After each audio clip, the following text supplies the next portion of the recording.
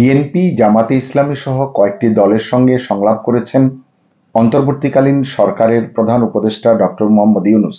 শনিবার 5 অক্টোবর রাষ্ট্রীয় অতিথি ভবন যমুনায় এই সংলাপ অনুষ্ঠিত হয়। দায়িত্ব গ্রহণের পর রাজনৈতিক দলগুলোর সঙ্গে প্রধান উপদেষ্টার এটি তৃতীয় দফা সংলাপ।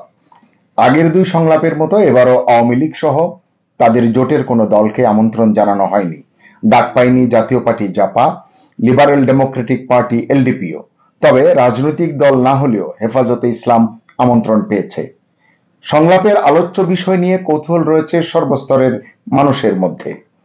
বিএনপি মহাসচিব মির্জা ফখরুল ইসলাম আলমগীরের নেতৃত্বে বিএনপির 6 সদস্যের একটি প্রতিনিধি দল সংলাপে অংশ নিয়েছে। সংলাপ শেষে মির্জা ফখরুল বলেন, প্রধান উপদেষ্টার সঙ্গে আমরা নির্বাচন ও নির্বাচন ব্যবস্থার সংস্কার নিয়ে আলোচনা করেছি। এসব বিষয়ে মতামত দিয়েছি।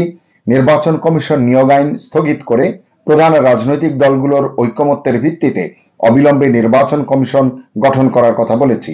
নির্বাচন কমিশন এবং নির্বাচন কবে হবে সে বিষয়ে একটা রোডম্যাপও দিতে বলেছি। বিএনপি মহাসচিব বলেন, প্রধান উপদেষ্টা তাদের জানিয়েছেন নির্বাচন করা অন্তর্বর্তী সরকারের 1 নম্বর অগ্রাধিকার। প্রধান উপদেষ্টার সঙ্গে সংলাপ শেষে বাংলাদেশ জামাতে ইসলামীর আমির ডাক্তার শফিকুর রহমান বলেন, দেশে এখন নির্বাচনের চেয়ে সংস্কার জরুরি।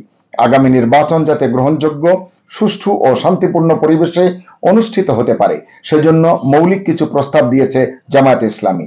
তিনি বলেন, সংস্কারের জন্য সরকারকে যৌক্তিক সময় দিতে চাই, তবে সেই যৌক্তিক সময়টা কি হবে তা নিয়ে অচিরেই আমরা কাজ করব। ডাক্তার শফিক বলেন, আগামী 9 অক্টোবর রাষ্ট্র সংস্কারের লক্ষ্যে নিজেদের রূপরেখা তুলে ধরবে বাংলাদেশ জামায়াতে ইসলামী। ডক্টর মোহাম্মদ ইউনূসের নেতৃত্বাধীন অন্তর্বর্তী সরকারের বয়স 2 মাস। আজকের সংলাপ অন্তর্বর্তী সরকারের আগামী দিনের পথ পরিক্রমায় সহায়ক হবে বলে মনে করছেন রাজনীতির বিশ্লেষকরা।